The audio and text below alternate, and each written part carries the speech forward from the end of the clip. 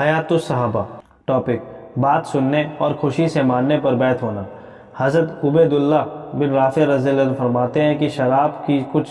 مشقیں کہیں سے آئیں۔ حضرت عبادہ بن صامت رضی اللہ عنہ نے جا کر ان تمام مشقوں کو پھوڑ دیا اور کہا کہ ہم لوگ حضور صلی اللہ علیہ وسلم سے اس بات پر بیعت ہوئے ہیں کہ دل چاہے یا نہ چاہے ہر حال میں بات سنا کریں گے، مانا کریں گے، تنگی اور وسعت دونوں حالاتوں میں اللہ کی راہ میں خرچ کریں گے، بھلائی کا حکم کریں گے، برائی سے روکیں گے، ہم اللہ کی خوشی کی بات کریں گے، اللہ کے بارے میں کسی کی ملامت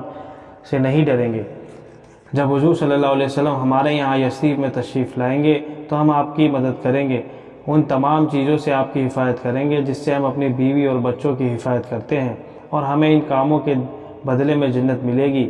وہ یہ بیعت ہے جس پر ہم حضور صلی اللہ علیہ وسلم سے بیعت ہوئے ہیں۔ حضرت عبادہ رضی اللہ عنہ فرماتے ہیں کہ ہم لوگوں نے حضور صلی اللہ علیہ وسلم سے جنگ پر بیعت کی، تنگی اور وسعت میں دل چاہے یا نہ چاہے اور چاہے ہم پر دوسروں کی ترجیح دی جائے، ہر حال میں ہم بات سنیں گے، مانیں گے، امیر سے عمارت کے بارے میں جھگڑا نہیں کریں گے، جہاں بھی ہوں گے حق بات کریں گے، اللہ کے بارے میں کسی کی ملامت سے نہیں ڈریں گے۔ ابن زریر رضی اللہ عنہ نے حضرت زریر رضی اللہ عنہ سے روایت کیا ہے کہ میں نے حضور صلی اللہ علیہ وسلم سے بات سننے اور ماننے اور تمام مسلمانوں کا بھلا چاہنے پر بیعت کی ہے۔ ابن زریر نے ہی انہی سے دوسری روایت یہ نقل کی ہے کہ میں نے حضور صلی اللہ علیہ وسلم کی خدمت میں حاضر ہو کر عرض کیا کہ میں آپ سے اس بات پر بیعت ہوتا ہوں کہ مجھے اچھی لگے یا بری لگے، میں آپ کی ہر بات سنوں گا اور مانوں گا۔ آپ نے فرمایا کیا تم اس طرح کر سکتے ہو؟ اس طرح نہ کہو بلکہ یوں کہو کہ جو بات میرے بس میں ہوگی اسے سنوں گا اور مانوں گا۔ تو میں نے کہا جو بات میرے بس میں ہوگی، تو آپ نے مجھے اس بات پر بیعت فرمایا اور مسلمانوں کا بھلا چاہنے پر بھی بیعت فرمایا۔ ابو داؤد اور نسائی میں یہ حدیث اس طرح سے ہے کہ حضرت زریر فرماتے ہیں کہ میں حضور صلی اللہ علیہ وسلم سے ہر بات سننے اور ماننے پر اور ہر مسلمان کا بھلا چاہنے پر بیعت ہوا۔ تو جب یہ کوئی چیز